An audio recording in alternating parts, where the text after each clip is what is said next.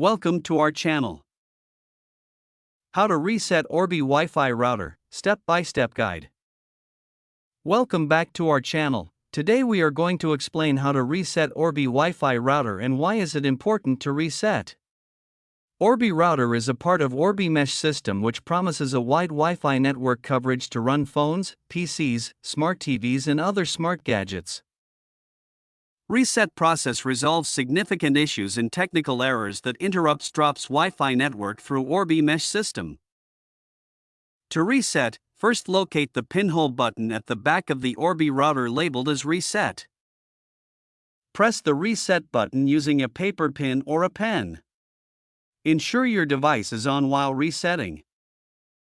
Press and hold the pinhole button for about 8 to 10 seconds. Router's power LED will start blinking amber light, meaning the reset process is in progress. Release the button and wait for the router to restart. Once the router shows solid amber light, it indicates that the router has been reset and device should be reconfigured via Orbi app or web interface.